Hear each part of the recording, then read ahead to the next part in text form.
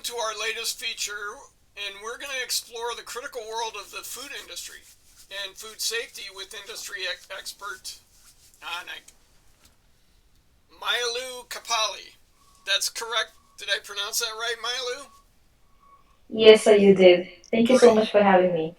Mayalu is the operations area business manager at Galadari Food and Beverage, and she also was with global fast food giant Burger King. And she brings a unique blend of expertise and insights into the fast paced food industry. And today she's going to share her journey through these major brands, discuss the challenges and innovations shaping the food industry, and offer advice to those who are looking to get into this sector. So join us as we uncover strategies behind ensuring food safety and the key ingredients to a successful career in this field, and straight from a seasoned professional at the forefront of safeguarding our meals every day and also providing them. Welcome, Maya. Thank you so much, Phil. Once again, thank you so much for having me. I'm looking forward and I'm very excited for this conversation that we're going to have it. Well, and I'm sure the members of our HACCP GMP group are really going to appreciate this and find it interesting. So, describe your current role and what are your main responsibilities? Well, so my current role as an area manager or a food safety industry personnel is training the employees in proper food handling techniques, maintaining proper documentations of all food safety procedures, checking the temperatures and expiry dates, and monitoring if the managers that are assigned in the stores have done it in a proper way or not. Also, making sure that they monitor the temperatures of the refrigerators and freezers. And during my visits in the stores, I do cross questions each and every employee where as possible to understand their level of understanding when it comes to food safety stuff. Oh, that's great. And we've been running food safety quizzes in the group. So hopefully you've found some of those questions appropriate and can, in the future share those with some of your colleagues. Yes, for sure, sir. So how did you start your career in the food industry and what attracted you to the field? Well, to be very honest, when I moved into UAE, it was not planned as I'll be going and working in the food safety industry because I was having no clue, to be very honest. So I joined in Burger King as a cashier, where you had no idea because back in our place, food safety, all this trainings and stuff were not that much of emphasized. So when I moved in here, then when I started to learn the food safety culture, the knowledge, the perceptions of people about all these standards of operation, from receiving the product to storing the product, flowing the product, everything. So this actually attracted me to this industry, and then there was no turning back, and I've already been in this industry for almost 10 years and there was no turning back. Did your educational qualifications help you with this, or is this something just brand new to you when you started? No, it somehow did, or I would say it's more than 50%. My educational qualification helped me because in my college I did hotel management, which had a lot to do with hospitality. It did. Plus, when I moved in as an area manager, then I was a bachelor's degree holder in business studies. So it definitely did help me. So my background, the courses I took back in my place, it really did help me to move faster in this food safety business or career, I would say. Oh, that's great. For the people in our group and anyone else that's listening to this that's interested in getting into the food industry, are there courses or certifications that you would recommend to them? Definitely, like I wish I knew it a bit earlier, but like in the moving trend, what happens here is the organizations that they hire, they basically provide the basics of the food safety, such as basic food hygiene, PCIs, and all of that they do. But my suggestion to somebody who would want to or is planning to enter the food service industry, I would suggest them to go through some food trade group Or there are lots of online courses also these days where we can indulge ourselves in so much of knowledge, such as Udemy is there, where it's not only about the food safety, but any faculty you would like to choose, operations, business, finance, marketing, anything online could be done. So Udemy is something I would really refer. And TSI, it's like a training in systematic instructions. That's also something I would really recommend. Yeah, And it's and also in my to-do list to be doing the train the trainer course for the that is certified by TSI. So yeah, yeah, the continuous learning is so important in so very, everything so very. because things change Yes, have changed so rapidly. I'm a marketer, and AI has really revolutionized what can be done in marketing. In food safety, yes, I can remember the old wives' tales of this is what you should do with food, and mm, today we know that a lot of those a lot. guidances were completely Yes, wrong. So yes, true. staying on top of the latest best practices is vital. Are there Yes. any professional groups or associations that a newcomer should look at? The professional groups, like I mentioned, so there are a lot of food trade groups and this conferences happening. Some take place in different parts of the world. If the students who are looking forward to joining in this business, if they would indulge their self and get a get a seat for themselves in such conferences, would be a great help for them. Not only about knowing about the knowledge, but also generating a connection between the people that can really, really help them well in fostering in this industry. Because connection is also equally important for you to get a space what you're looking for. Yeah, and because I became interested and involved in the food safety world when I worked at a certification body, and obviously, Okay. I was marketing the food safety certification standards. Mm-hmm. The HACCPs, the GFSI standards, and even private audits. Companies like McDonald's and Walmart would hire companies to actually inspect their customers or Operations. their Mm-hmm. vendors, and so I attended a lot of the conferences, food safety conferences, which I Exactly. always Exactly. always really enjoyed because the booths always had a lot of food there, so I was happy with Yeah. that.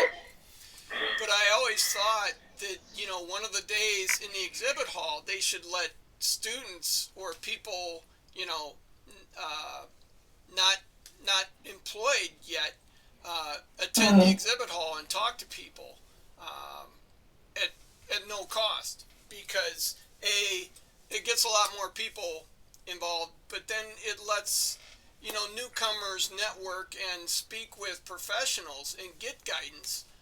So I think that's really important. Um, Yes, sir. Indeed, it is. so in terms of skills and competencies, what are the essential skills needed to succeed in food safety roles, and has that evolved over the years? Well, I'll go with the first question first. The essential skills needed to succeed in food safety roles. Actually, there are many skills needed. Let's say, for example, attention to detail is one of the most important when you're into food safety. That is really, really, there is zero tolerance on that.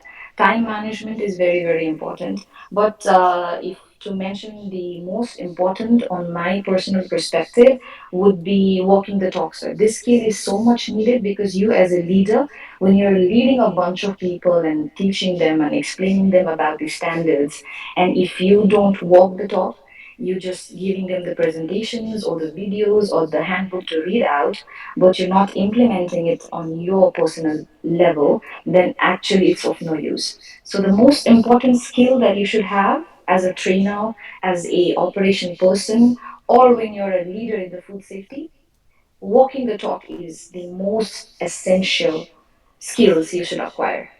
Other than attention to details, time management, staying disciplined, consistent learning, those come secondary. But the primary is walking the talk, sir. And as far as my skill set that have evolved, yes, it definitely had. Because the most important skill I've gotten after getting into this industry is I've always been an introvert who was having really, really, not so confident at talking with new people, especially. But when you become a trainer, you need a skill to communicate. You need a skill to let people understand your point, explain your point, and then how has it evolved is like previously I used to feel that every people have the same level of understanding. So if I'm given a handbook, I'm going to explain them whatever exactly is in that book. But what I've understood is like different people, they have different level of understanding. So before you go out there on floor, be it online or any means of training, you first need to plan and prepare yourself about what exactly you're going to talk about. Then you need to understand, read your audience. How would you be performing your training, or how are you going to coach them? Performance and praise is always there, and follow up is needed. So these are the skills that have evolved in me over the years. Oh, that's great. I would say, having a natural curiosity and, a mindset of continuously learning. But you're spot on when you talk about different people have different understandings. And I mean, Yes. even with the quizzes that are running in our group, uh, Hmm. I see, you know food safety consultants and people in the industry talking about some of the questions, and actually having the answers incorrect. So it's challenging, and I think it's key to the communications, and Yes, sir. you know And as also, you're like the very general issue here probably is communication, which is in the places I've worked in. Like sometimes there is communication issue where people don't really understand what you're trying to say because of the background or because of the nation where they're from. With no offense, some they have it difficult to understand the language itself. So therefore, we used to have these videos and animated training profile, the TTPs that were prepared for them, which could not only speak but would also translate in whatever language you choose. Plus, it used to show them in the video, so it's very much easy for them to understand the learning. So this is very important to move with the pace, like not just to stick in one form of learning and teaching. I can. This is very important. there's a lot of the issues and challenges that executives face, is just that: training employees, budget cuts, things like that. Yes, Time. so true. What are the biggest challenges you face in your role? uh, you exactly answered my question before even completing the question, like the time bound. So, the time bound, let's say a new employee is there and we have just 2 minutes to train this person completely before he runs the show or he's on the floor. So, for all the people of the executive level and management level, they have to understand that not all people have the same level of understanding. And honestly speaking, not everybody is curious to learn too. Some are just here for the sake of having a job. They're not into food business. They are not mentally prepared, I would say. So for them to, there is a saying in this 21 laws of leadership. So people will never care how much you know unless they know how much you care. So that connecting with the people firstly is very much important. I've become a very much big fan of this book when I was reading about these 21 laws, because everybody wants to be a leader. There are so many things you have to put into consideration. So before connecting to the person or the new employee without knowing the background or without knowing what is exactly running in his head, what do? We just put them in front of the PC, run the videos, give them the handbook, prepare this, and we just sign it in the TTP, which actually he is not really getting what is there. So these were the challenges. One is the time frame, because we were told finish it in this much pace of time. Time bound was there, plus the communication issues and the different level of understanding. These were some challenges I faced during my roles as a trainer or in the food safety. And I would say, dealing with food safety has to be really challenging because if you do your job and everyone involved does their job, nothing happens. No Nothing one gets happens. sick. True, No one true, dies. But true. it's you're guarding against the negative. And really, the only time you're going to get attention is if something happens. Uh, Happens. Right, and right. And I'll tell you the one of the possible reasons for this. The slightest and the easiest examples on floor what might be happening or what usually is happening. Let's say, for example, a beef cookout. Okay, a beef cookout, a new trainee comes in and somebody trains the guy that the beef patties you serve to the customers, the first batch is supposed to have a cookout. We need to check the temperature and everything, so and so and so. So the guy teaches like do the hand washing, put the patty, remove the patty. The needle should be 45 degrees, let's say for example 45 degrees, and make sure you insert the needle in the thickest part of the patty. But now what is lacking here, the guy who's listening to the trainer does not know why it has to be 45 degrees and why it has to be minimum 68. What happens if it's below 68? There are bacteria such as E. coli that can spread on the food, and it might like you said, people might even die if they're allergic to it. So this exactly is not communicated. Like chicken has salmonella, let's say beef has E. coli. What is cross contamination? It is taught, but just as a means of a handbook for the sake of completing the time frame of the training. But the consequences that they are needed to have, that is not being taught. What I've experienced. But like once the staff or the newcomers they understand, I need to make sure it's 45 so that the needle is properly inserted inside the beef, not on like the pan itself. Plus, if it's below 68, there are E. coli's there. So this 68 will eradicate the risk of having this in the patty when I'm serving. If they understand the consequences, the staff and the people who are in the food business, they will be even more excited. Like as you said, that there is so much to learn. It's never ending. There is so much to learn about this industry, about food, and it's not about you learning food. You are serving this food to the customers. So it is not just a business. It's just not a food business. It's a people's business. People come to your stores with a trust that I'm going to get the best out of be it Burger King or be it any other organization. They come because they trust the brand, they trust the brand name. So what we are the ambassadors of that. So people actually need to understand this in core. Yeah. One of the things that I always encouraged, customers of our certification body company, I always encourage them. I was saying you should be publicizing your food safety efforts, and most companies really don't do that Yes. because it's Yes. a True. negative. But It's negative. Yeah. the thing is, in my opinion, uh, something is going to happen sooner or later to every company. Mm, They're always, something that they can't control, or, something slipped through, and there's going to be an issue. And mm. if that's the first time you talk about your food safety program, I think you're in trouble because they're not going to believe you. Uh, Believe you. Yes. but if you're talking about it and saying, here's our efforts, uh, then, if you're always doing that, then, I think consumers are going to trust you more and, you know, be willing to, I guess, forgive, but, at least not let it ruin your business.